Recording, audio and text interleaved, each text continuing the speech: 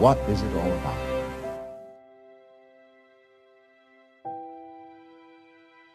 Well, we say, one must live. It's necessary to survive. You know, you really must go on. It's your duty. We think, you know, it's part of our Western philosophy, that we think we have a drive to survive, that we must go on living. Because some big daddy said to us, you got to go on living, see? And you better make it or else. There really is no necessity to go on living. The fear of death is completely absurd. Because if you're dead, you've got nothing to worry about. So you'll be all right. So in the same way,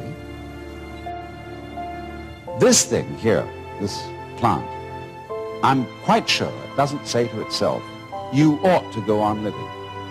You've got an instinct to survive, which is something other than yourself and which you have to obey. Now you see, living, like this plant, is something spontaneous. In Chinese, the word for nature is zhiran, which means that which happens of itself, not under any control of an outside boss. And so you stop this spontaneous flowering of nature cold if you tell it you must do it.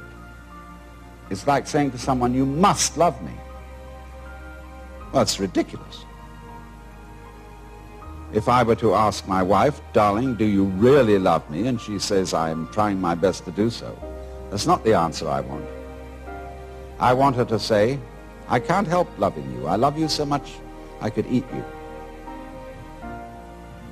And that's what the plant feels in growing. It doesn't feel that it must grow.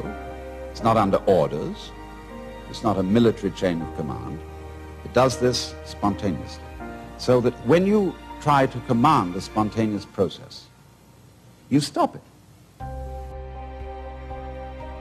What you are basically, deep, deep down, far, far in,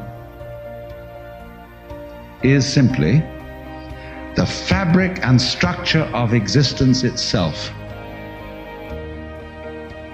Reality itself is gorgeous. It is the plenum, the fullness of total joy.